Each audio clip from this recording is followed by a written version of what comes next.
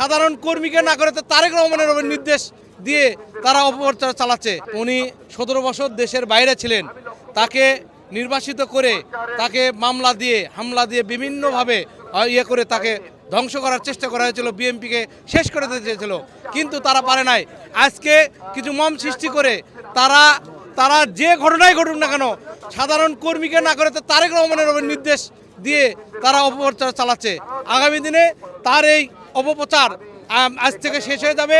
তিনি বাংলাদেশের মাটিতে পাড়া দিয়েছে এবং আগামী 12 ফেব্রুয়ারি নির্বাচনের মাধ্যমে এ দেশের সাধারণ মানুষের তাকে সর্বোচ্চ ভোট দিয়ে বাংলাদেশের প্রধানমন্ত্রী করবে ইনশাল্লাহ। ভোট বাহিনী আমাদের উপরে বা আমাদের তারেক রহমানের উপরে যেভাবে সাইবার হামলা করতেছে, আমরা এই সাইবার হামলায় আমরা জবাব দিয়ে দিব ইনশাল্লাহ।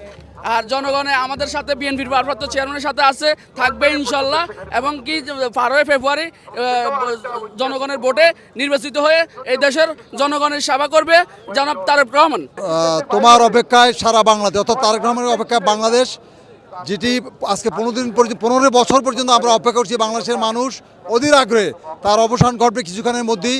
আপনারা জানেন যে কিছুক্ষণের আগেই তারেক রহমান লন্ডন থেকে চট্টগ্রাম বিমানবন্দরে নেমেছে এবং সেখান থেকে সবাই স্তরে আসছেন।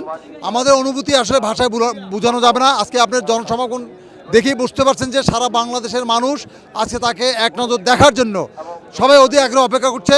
এবং আগামী দিনের 26 সালে 12 ফেব্রুয়ারি নির্বাচনে যে নির্বাচন হবে, জাতীয় সংসদ নির্বাচন, সেই সংসদ নির্বাচনে দানের শীষে ভোট দিয়ে বাংলাদেশের মানুষ তারেক রহমানকে আগামী দিনের বাংলাদেশের প্রধানমন্ত্রী হিসেবে দেখতে যায়। না, প্রোপাগান্ডা কিছু আসবে না। বাংলাদেশের মানুষ ভালো করে জানে কারা প্রোপাগান্ডা করছেন। প্রোপাগান্ডা বাংলাদেশের মানুষের কোনো কাজ হবে না।